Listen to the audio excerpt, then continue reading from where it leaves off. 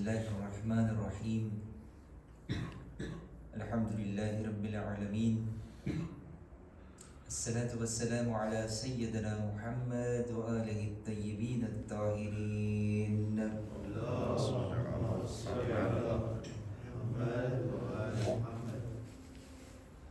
أما بعد فقد قال الله تبارك وتعالى في كتابه الكريم بسم الله الرحمن الرحيم إن لله وإنا إليه راجعون.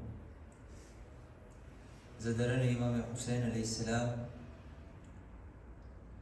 એ આશુરનો દિવસ થોડીક વારમાં નિગાર થઈ જશે.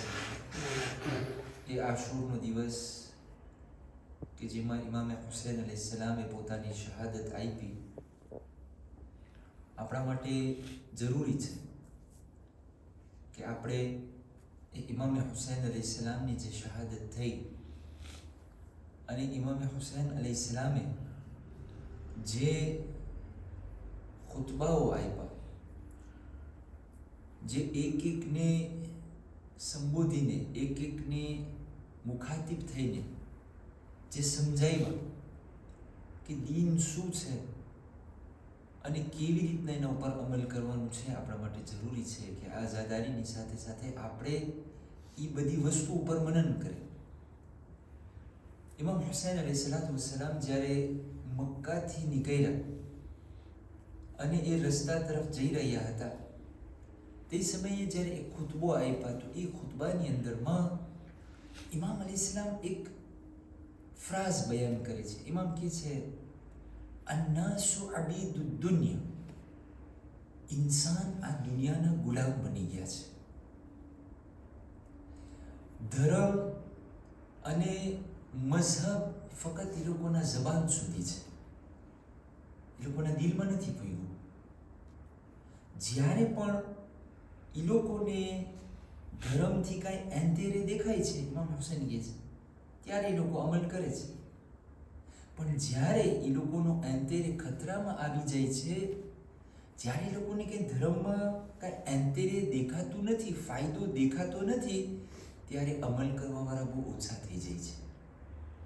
એટલે ઇમામ હુસૈન અલૈહિસ્સલામ મને ને તમને કોન્શિયન્સને એવી કરે છે કે આ ઇન્સાન યાદ રાખજે, તું આવ્યો છે આ દુનિયાની અંદરમાં અલ્લાહ સુબ્હાનહુ વ તઆલાનો બંદો બનવા માટે, તું આવ્યો છે અલ્લાહની ઇબાદત કરવા માટે.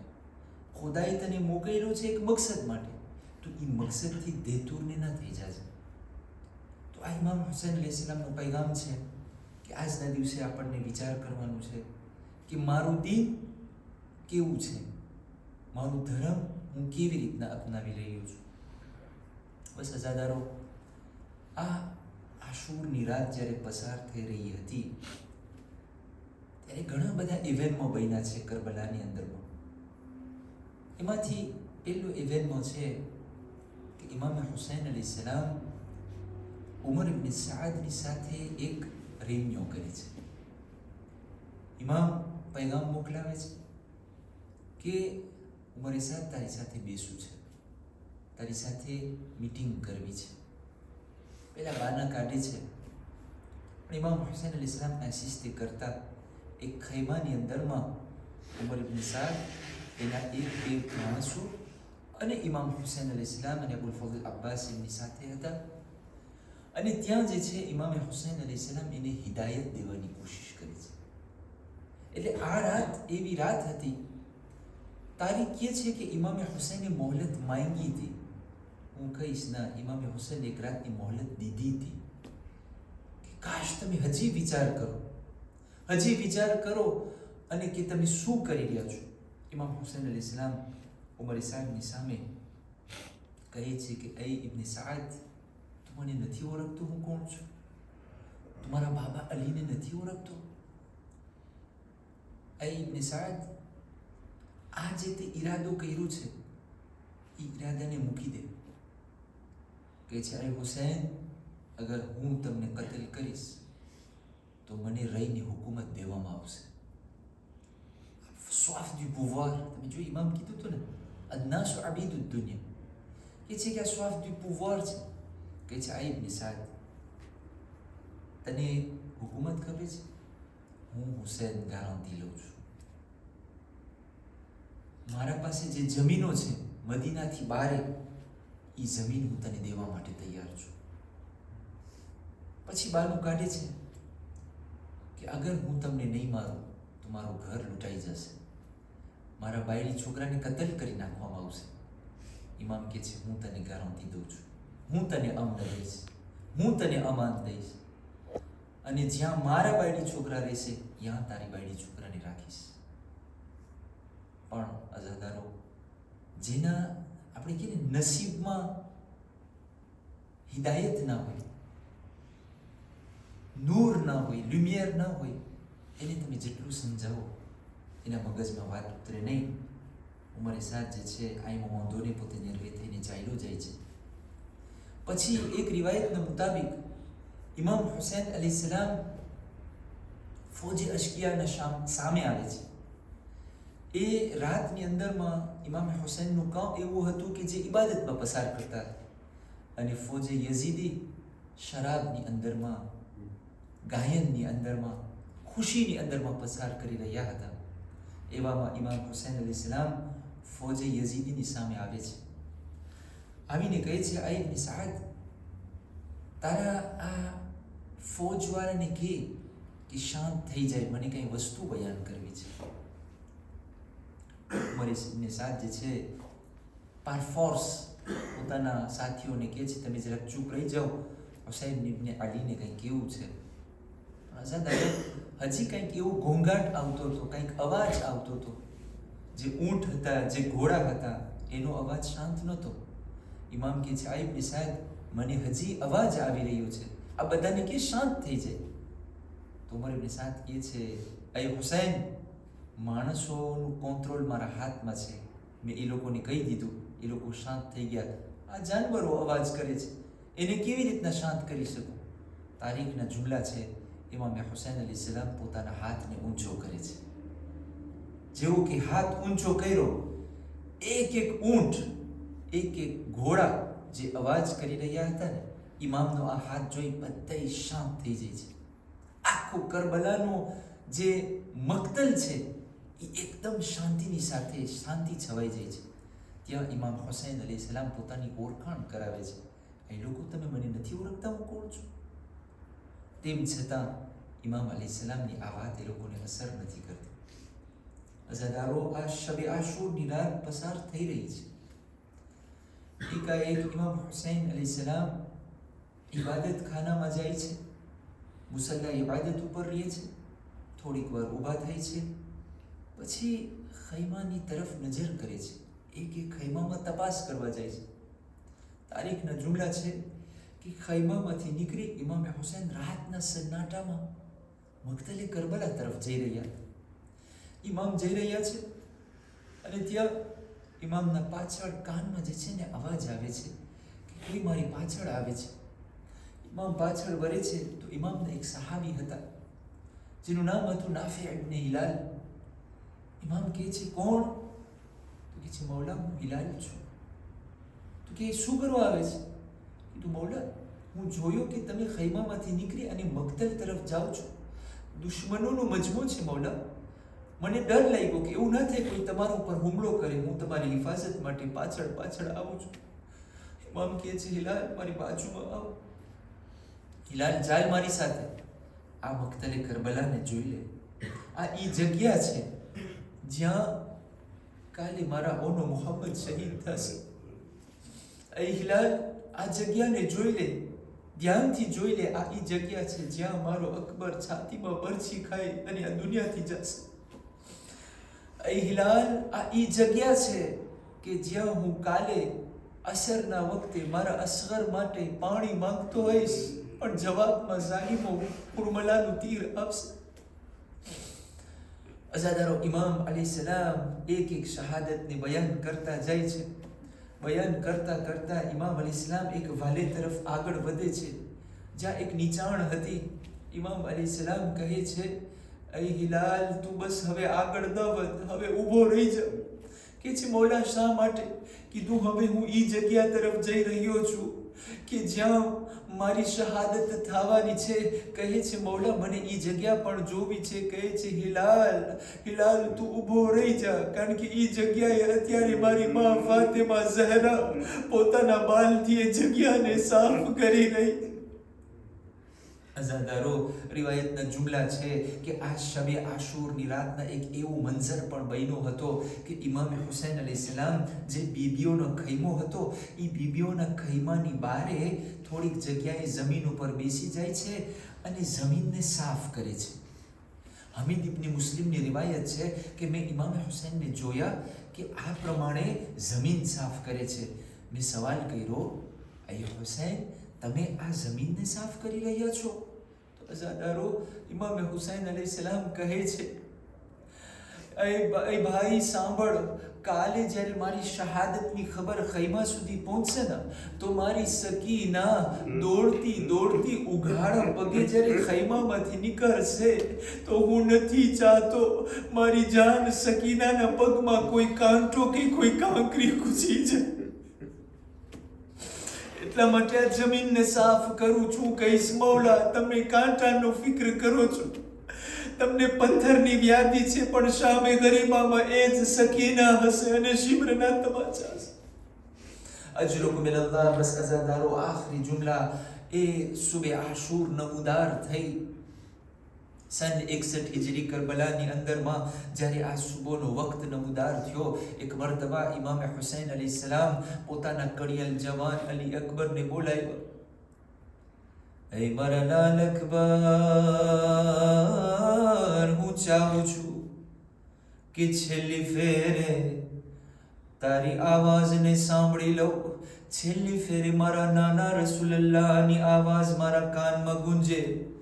ऐ मारा लाल अकबर, जरा जोरથી આઝાન દે. હુસૈનના દિલને ઠંડક પહોંચે, હુસૈનના દિલને સુકૂન મળે. અઝાદારો, અલી અકબર અલૈહિસ્સલામ અઝાન દેવાનું શરૂ કર્યું.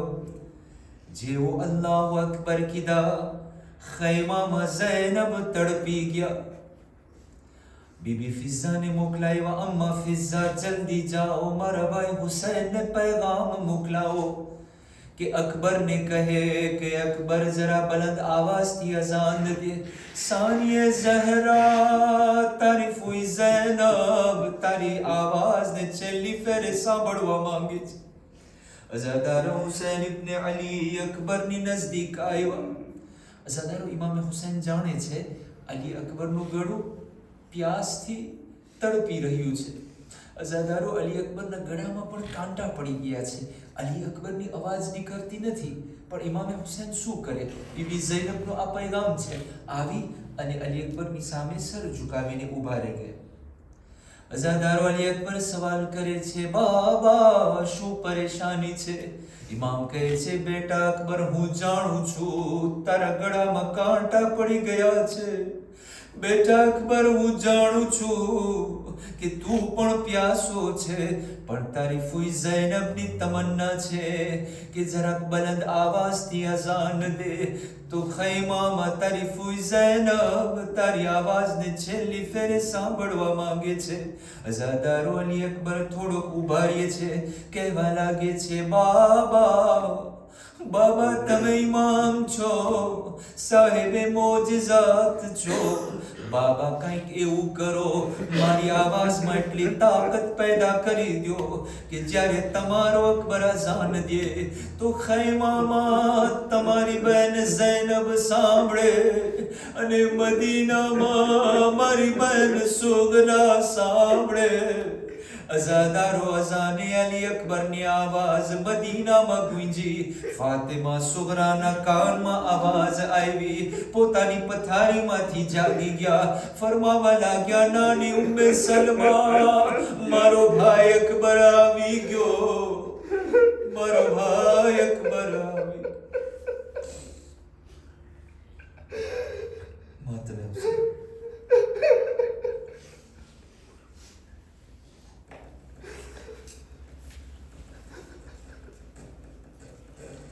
Ya Hussein, Ya Hussein, Ya Hussein.